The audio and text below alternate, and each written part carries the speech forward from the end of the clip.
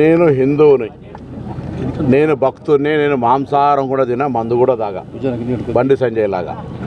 నేను ఒకటే అడుగుతా ఉన్నా, ఈరోజు నేను అనని మాటలు ఎక్కడన్నా అని ఉంటే మీడియా ఊరుకుంటుందా? రాముని జన్మ ఎక్కడని అడిగేంత మూర్ఖుడు ఉన్నాడు ఎవడన్నా?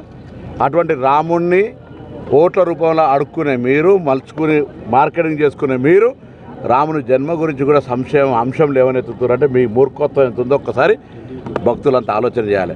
నేను ఎన్నడన్నా అని ఉన్నట్టుగా చూపెడితే నేను సజీవ దహనానికి కూడా నాకు నేనుగా సిద్ధం. అనని మాటలు ఆపాదించే విధంగా మాట్లాడితే నీ రాజకీయ రంగు తెలుస్తూ ఉన్నది. అదేవిధంగా ఇలా ఆ వీడియో ప్రత్యక్ష ఇక్కడ ఎమ్మెల్యే ఎవరు, కేటీఆర్ ఈయనిద్దరు దోస్తులు నన్ను క్రిటిసైజ్ చేస్తారు. రాముడు జన్మ ఎక్కడ అన్నారు, అక్షింతలు ఎక్కడ అన్నారు, మీ అమ్మ కుట్టినవా అని మళ్ళీ నేను అమ్మ పేరు మీద రాజకీయం చేస్తున్నా అంటా అన్నాడు. నేను మా అమ్మ పేరు మీద రాజకీయం, అమ్మ ప్రస్తావన తెచ్చింది ఎవడు? అమ్మను రాజకీయాలకు తీసుకొచ్చింది ఎవడు? దాని తర్వాత హుస్నాబాద్ నిండు అంబేద్కర్ స్టాచ్యూ దగ్గర బతికున్న మా అమ్మను పట్టుకొని ఆత్మ ఘోషిస్తుంటావు ఎదవా, నువ్వు మళ్ళీ మా అమ్మ కాలు ముక్తా అంటున్నావు. ఇలా నాకు ఎంత బాధ కలుగుతుండొచ్చు? నేను ఎన్నడైనా ఏదైనా రాజకీయ పరంగా అయినా ఎవరైనా వ్యక్తిగతంగా కుటుంబాలను విమర్శించుకున్నామా? ఇవేందో రమేష్ బాబుతో ఇంత పెద్ద శత్రుత్వం ఉన్నా ఎన్నడూ కూడా వాళ్ళ కుటుంబ సభ్యులనే మాట్లాడలేదే.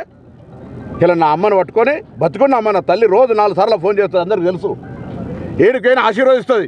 అటువంటి ఆమెను పట్టుకొని ఇలా 80 సంవత్సరాల అమ్మను పట్టుకొని ఆత్మక్షోభిస్తుంది అంటున్నావా?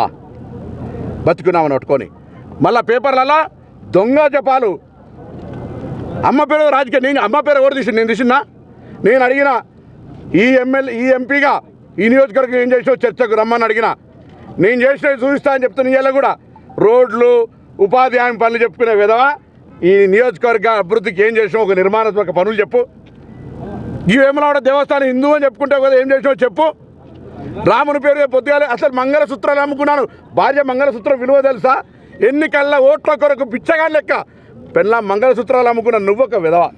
నన్ను అంటుండి అలా ఎంపీగా నేను గెలిస్తే నువ్వు రాజీనామా చేస్తావని. సిగ్గుండాలి. 3 సార్లు ఎమ్మెల్యే ఓడిపోయినావు. అసలు ఎంపీకి నీకు అర్హత ఉందా పోటీ చేసేది? అసలు ఎంపీగా రాజీనామా చేయాలి కదా, నువ్వు ఎమ్మెల్యే ఓడిపోయాక మొన్న. నేను నా నియోజకవర్గంలో ఎక్కడో కూడా గెలిచిన మొగోడిని. నీకు దమ్ముందా? నువ్వు ఎమ్మెల్యే ఓడిపోయి 3 సార్లు అదే నియోజకవర్గం నుంచి గంగుల కమలాకర్ నువ్వు కుమ్ముకాయ నువ్వు ఎమ్మెల్యే ఓడిపోవాలి.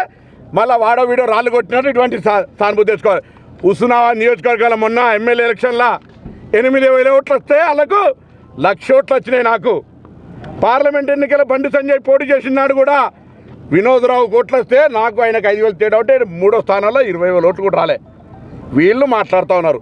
100 మంది లేరు ర్యాలీలా. మా అటువంటితో ఎవరో కార్యకర్తలు కోపానికి వస్తున్నారని పెద్ద ఫోర్స్ క్రియేట్ చేసి భారతదేశంలో ఉన్న నరేంద్ర మోడీ ప్రభుత్వాన్ని మొత్తం ఉపయోగించి 300 మంది పోలీసులు పెట్టుకుని చెప్పిన, అయ్యా మేము ఏమనం, చాలామంది హుస్నాబాద్ గస్తులు పోతుంటారు, రంగట్ల ఎలుకతులు తిరిగి హుస్నాబాద్ సిద్దిపేట రోడ్డు మీద 100 మంది చచ్చిపోతారు. ఆయనలో ఇన్నొక్కడు 5 ఏళ్ళలో ఎన్నడూ రాలే. ఆయన గురించి పట్టించుకోదని కార్యకర్తలు పొద్దున్నే దండం పెట్టినా ఆ పోలీసులు కూడా చెప్పిన, ఎందుకే 300 మంది పోలీసులు ఆయన ఎవడేమంటాడు? ఆయన రెచ్చగొట్టుకోవడానికి మొన్న కూడా మొహరం పండుగకి ఏదో రాళ్ళు వేసుకొని అప్పుడున్న సిపిని ట్రాన్స్ఫర్ చేసిండు. ఎప్పుడు కూడా మతపరమైన అంశాలు రెచ్చగొట్టాలి. అసలు కేసీఆర్ గారు కూడా ఏమన్నారా పోయిన ఎన్నికల్లా, అరే నేను యజ్ఞాలు చేస్తా, నేను ఇంత పెద్ద భక్తుడిని, పాడోడు ఇడోడా హిందుగాలు పొందుగాలని పెద్ద హిందువుల పేరున బ్రాండ్ అంటాడు, నాకంటే ఎవడు ఎక్కువ అన్నాడు. దాన్ని ఎన్నికల రాజకీయం చేసుకొని గెలిచిన బిడ్డ ఇవాళ తల్లి, ఏ తల్లి అందరికి తల్లిని రాజకీయాలకు లాగినావు. నేను ఈ తెలంగాణలో తల్లులందరినీ కోరుతా ఉన్నా, వాళ్ళ భారతీయ జనతా పార్టీ నాయకత్వాన్ని కోరుతా ఉన్నా. నా తల్లి ఇలా క్షోభిస్తుంది, మనసు బాధపడుతుంది, మా అమ్మది ఏడుస్తుంది. బిడ్డ నా తల్లి గురించి మాట్లాడినావు, జాగ్రత్త. ఆవేదనతో చెప్తా ఉన్నా. నిన్న మొన్న నాకు తెలుసు, మా మిత్రులంతా మాట్లాడితే ఒక్కొక్క రోజు రాత్రి నిద్రపోలే. అటువంటి పరిస్థితుల్లో మా అమ్మ మీరు అందరూ తెలుసు కదా, కుటుంబం మా కుటుంబం నేపథ్యం. వాడు నా తల్లి గురించి మాట్లాడతాడే.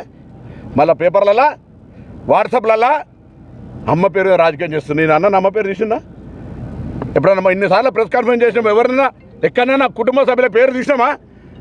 వీడియో చూడండి. నేను మీ అమ్మని అనలే, మీ అమ్మ అని ప్రత్యేకించి వీడియోలో. ఇక్కడ ఎమ్మెల్యే ఎవడని, ఈ ఎమ్మెల్యే కేటీఆర్ కలిసి నన్ను తిడుతున్నారని, రాముడు జన్మ ఎక్కడ అడిగిందని, అక్షంతల గురించి అడిగిందని, మీ అమ్మకు నువ్వు పుట్టినవా అని అంటే వాళ్ళమ్మ జవాబు చెప్పాలి.